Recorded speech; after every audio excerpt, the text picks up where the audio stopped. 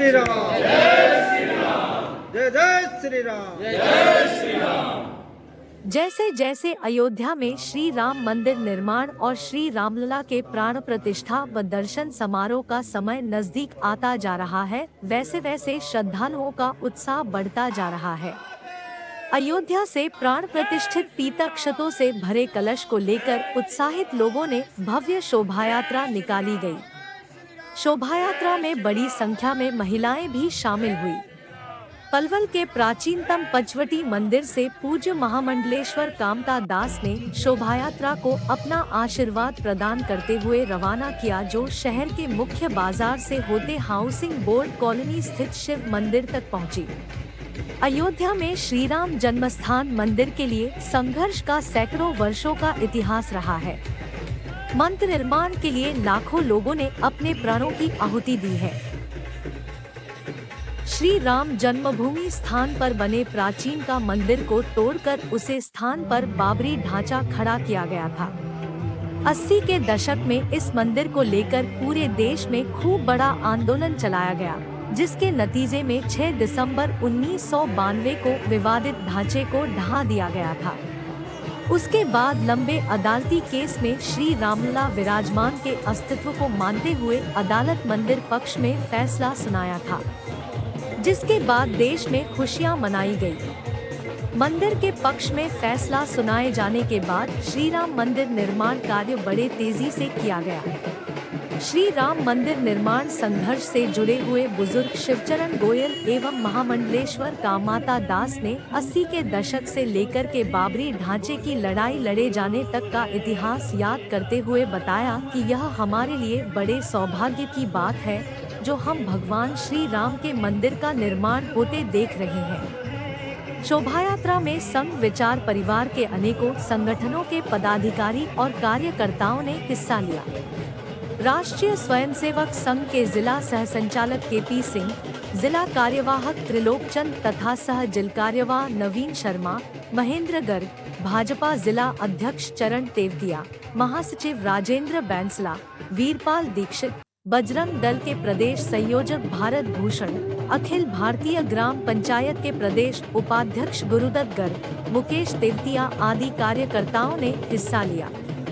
पंचवटी मंदिर के महंत महामंडलेश्वर कामता दास महाराज ने बताया, 6 दिसंबर 1992 को जब ढांचा ढहाया गया था, उस समय 7 दिन तक वह अयोध्या में रहे। उनके साथ विश्व परिषद के तत्कालीन अध्यक्ष अशोक सिंघल, महंत अवैद्यनाथ, रामचंद्र दास परमहंस आदि के साथ रहे थे। अब वह घड़ी नजदीक आ रही जिस दिन भगवान श्री राम मंदिर में श्री राम लाल विराजमान होंगे। 22 जनवरी को अयोध्या में भगवान श्री राम जन्म स्थान मंदिर स्थान पर श्री रामलला के दिव्य विग्रह का प्राण प्रतिष्ठा का कार्य पूर्ण होगा और उसके बाद देश के प्रधानमंत्री नरेंद्र मोदी के हाथों श्री राम मंदिर का विधिवत उद्घाटन होगा। बहुत बड़ा आक्रांता आक्रमण था चारों तरफ। हमारे आदरणीय श्री अशोक सिंघल जी, श्री स्वामी वामदेव जी महाराज और आचार्य धर्मेंद्र जी महाराज, स्वामी चिन्मयानंद जी महाराज, श्री स्वामी रामचंद्र दास जी परमहंस जी महाराज, इनका सबका बहुत बड़ा, मैं महान श्री अवैधनाथ जी महाराज, आदिनाथ जी के गुरु जी, इन्होंने बहुत बड़ा संघर्ष किया। हम लोग सब साथ में ही रहे, लगभग ढांचे जब तक नहीं ध्वस्त हो गया। उसके बाद में आज वो बहुत बड़े सौभाग्य का दिन है, जो आज भगवान की कृपा से देश का नेतृत्व और आप सबकी तपस्या, हमारे हिंदुओं का बलिदान, हमारे देश की एक तरुणाई जब जगी तो बहुत बहुत बड़े नारे लगते थे। अभी तो लो अंगड़ाई है, आगे और लड़ाई है, जिस हिंदू का खून न खोले खून नहीं वो पानी है। हम हैं हिंदू, हम हैं हिंदू 60, हम हैं हिंदू 60 करोड़ ताल, उस समय 60 करोड़ ही होंगे। हम हैं हिंदू 60 करोड़ ताला देंगे तोड़ मरोड़। तो हम लोग लगातार नारे लगाते रहते थे और चारों तरफ पूरे उत्तर प्रदेश में, पूरे देश में घूम घूम करके हम लोग जाते थे और लगातार, और बड़ा ही संघर्ष और बड़े संत महात्माओं का उसमें मतलब एक तरह से यातनाएं दी गई और हिंदुओं को भी दी गई। तो आज उनकी सबकी त्याग और तपस्या का फल है। तो आज हम लोग बहुत बड़े सौभाग्यशाली जो आज चले गए यहाँ से शरीर से, अब तो उनका आशीर्वाद हमारे आपके साथ हमेशा बना रहेगा। और हम लोग आज राम मंदिर बनते हुए देख रहे हैं और रामलला जी के प्राण प्रतिष्ठा भी हम लोग देख रहे हैं। तो वास्तव हम बहुत बड़े सौभाग्यशाली हैं। और श्री राम जन्मभूमि ही नहीं, अभी तो श्री कृष्ण जन्मभूमि है, काशी विश्वनाथ जी भी हैं। तो धीरे धीरे हम लोग आगे की प्रक्रिया तरफ बढ़ रहे हैं।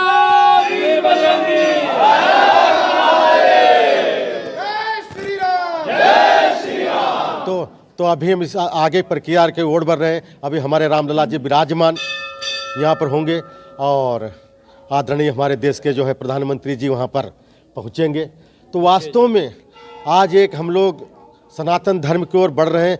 जिस तरह से कई बार हम लोग देखते थे जो हमारे कुंभ इत्यादि लगते थे, तो उसमें एक तरह से मुस्लिम तुष्टीकरण होता चला जा रहा था, न कोई सुविधा थी न कोई व्यवस्था थी। अब जो पिछले कुंभ और मेले लगते हैं, माघ मेले के, हरिद्वार कुंभ, तो वहाँ पर लगता है कि हमारी एक हिंदू संस्कृति जो सनातन संस्कृति वो जागृत हो रही और हम लोग आगे बढ़ रहे हैं। चाहे गौ रक्षा हो, चाहे राष्ट्र रक्षा हो, कि हमारी भारत माता है।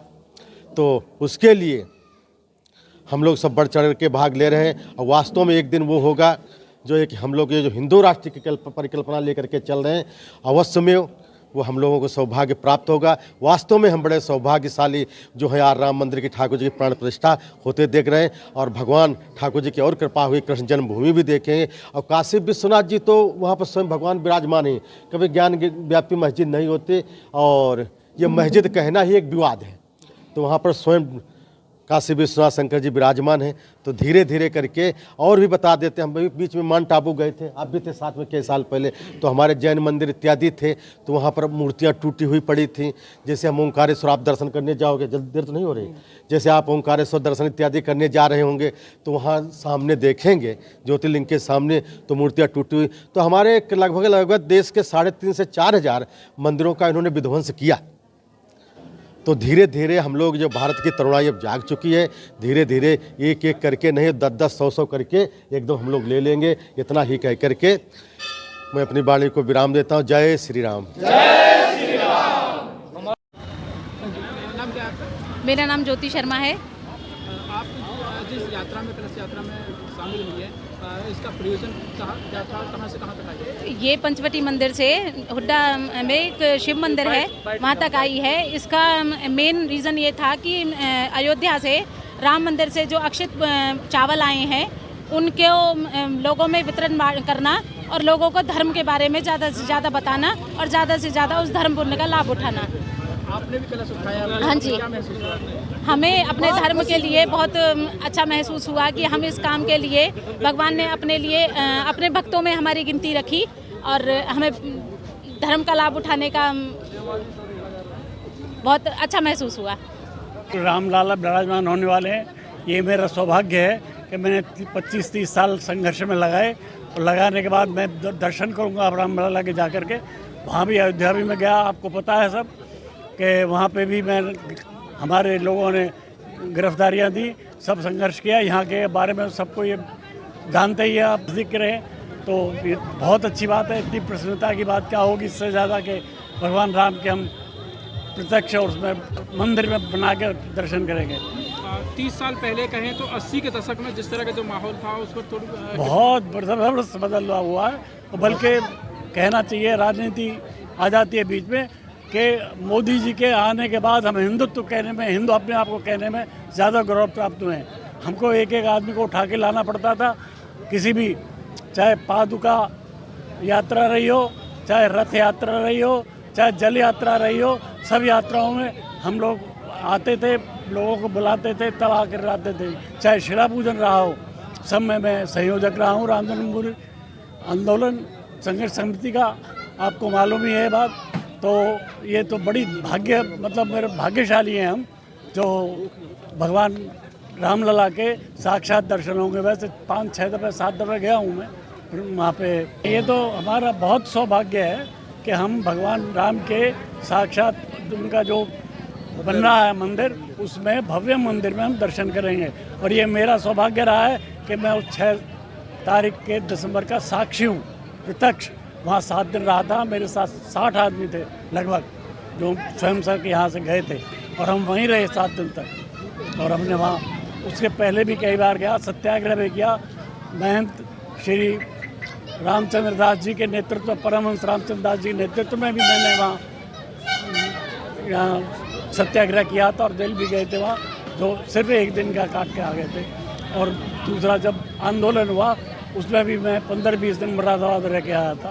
तो सबने संघर्ष में किया है। सब लोग यहाँ के जो मेरे साथ के हैं कम से कम, या जो मेरे से दूसरी पीढ़ी के लोग हैं, सब जानते हैं, सबको पता है। तो ये तो हमें बहुत ही आनंद है, बहुत ही प्रसन्नता की बात है कि आज ये प्रोग्राम आज भी हो रहा है। अक्षत वहाँ से आए हैं, पूजित हुए हैं, ये बहुत ही मेरे सौभाग्य की बात है। मैं बहुत अपने को सौभाग्यशाली मानता हूँ।